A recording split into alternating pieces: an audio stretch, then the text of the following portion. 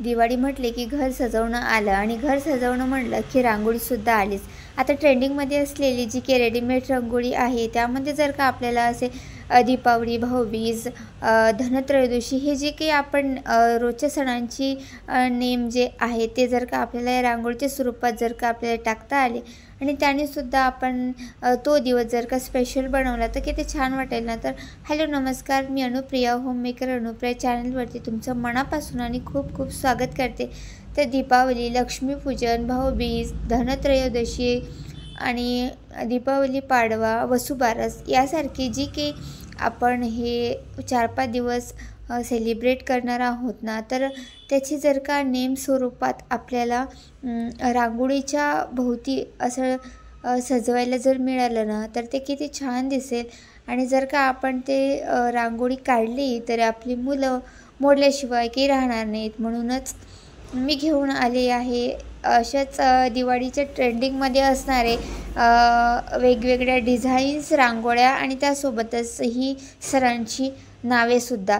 म्हणजे तुम्ही घरच्या घरीच ते बनवून तुमच्या घराला सजवू शकता, तेही खूप कमी खर्चात. आता ही जी तुम्ही बघताय ना की मी ज्याच्यावरती हे दीपावली हे नाव जे आहे हे राईट केलेलं आहे, तर हा ना ही काही OHP शीट नाही आहे खरं सांगायचं तर ही आहे. आता दिवाळी दसऱ्याला आपण सगळ्यांनी कपडे घेतलेले असतात आणि जे बॉक्समधले कपडे असतात ना तर त्याच्यामध्ये छानसा एक पेपर मिळतो की जो भरपूर जाडा असतो. OHP एवढा नसेलही कदाचित, परंतु बऱ्याच प्रमाणात जाडसर असतो. मग ते इकडे तिकडे आपण फेकून देतो. तर मग त्या कागदांचा सुद्धा यूज केला गेला पाहिजे ना, कारण की आपण कपडे जेवढ्या महागाचे घेतलेली असतात मग त्याच्या कागदाचा तरी आपण उपयोग करून घेतलाच पाहिजे. तर ते हा जो काही पेपर आहे खालचा तोच आहे कपड्यांमधलाच. तर मग मी त्याच्यावर छानपैकी दीपावली हे जे काही नाव आहे ना हे छानपैकी रेखाटून घेतलं, म्हणजे ट्रेस करून घेतलं. आणि आता चला त्याच्यावरतीच मी आपल्या फेविकॉलचं लेअर लावूया त्याला, म्हणजे जेणेकरून आपली जी काही रांगोळी आहे ती त्याला परफेक्ट चिकटेल. आता तुम्ही म्हणाल की हे OHP सारखे याला चिकटेल का? तर मी जे हे केलं ना ट्राय, तर याला तर छानपैकी चिकटले. आता तेवढा जाड पेपर नाही आहे, परंतु तुम्हाला जर का आता लाँग लास्टिंग ठेवायचं म्हटलं, आता या दिवाळीला वापरलेलं तुम्हाला जर का पुढच्या दिवाळीला वापरायचं असेल तर तुम्ही OHP शीटवर करू शकता. पण जर का तुम्हाला फक्त या दिवाळीपुरतं करायचं यूज, तर तुम्ही असं काहीतरी घरच्या घरी काहीतरी आयडिया करून तेवढ्यापुरतं तुम्ही बनवू शकता. तर मी तेवढ्यापुरतंच बनवत आहे आणि तुम्हाला दाखवत आहे की कसं काय तुम्ही या पेपरचा सुद्धा यूज करू शकता. तर यामध्ये घेतले 60% आपलं फेविकॉल आणि 40% आपलं 40% पाणी.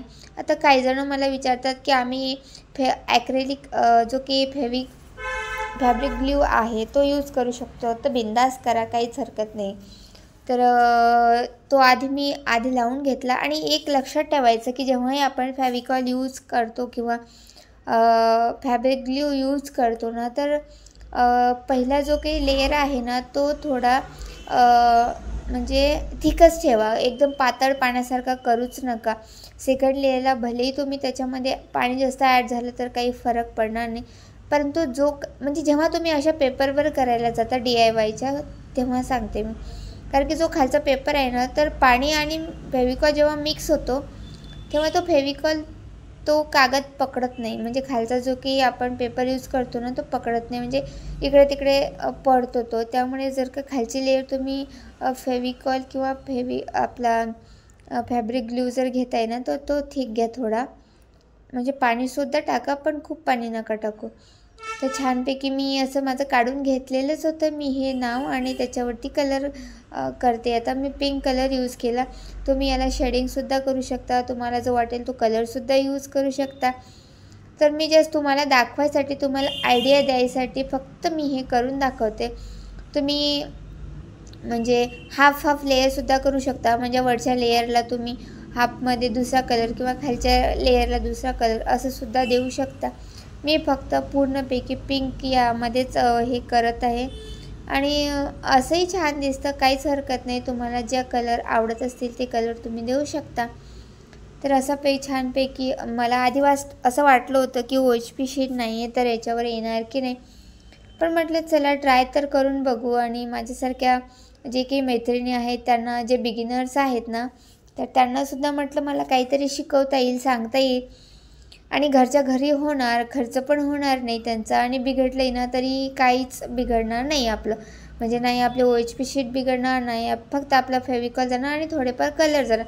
आता कलर जाणार म्हटल्यावर आपण रांगोळी तर रोज काढतोच ना, मग त्यामध्ये तर आपले कलर असेच वाया जातात आणि त्यामध्ये सुद्धा आपली रांगोळी खाली पडते.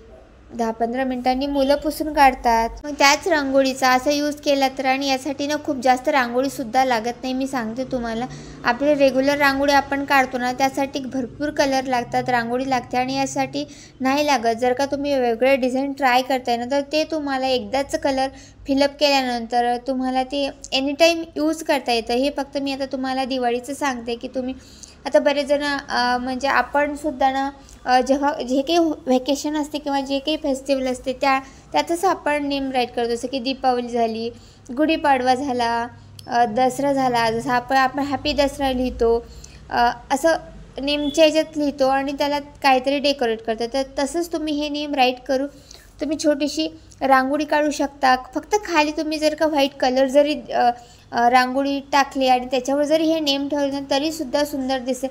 आजूबाजूला तुम्ही पणत्या लावू शकता, ती सुद्धा डेकोरेशन छान दिसेल. किंवा तुम्ही पणतीसुद्धा याच्या असं OHP शीटवर ड्रॉ करू शकता. तो सुद्धा मी व्हिडिओ आता उद्या परवाच घेऊन येणार आहे. आणि हे सगळं ना मी विदाऊट OHP शीटवर तुम्हाला सांगत आहे की ज्यामध्ये OHP शीटची गरजसुद्धा नाही आहे.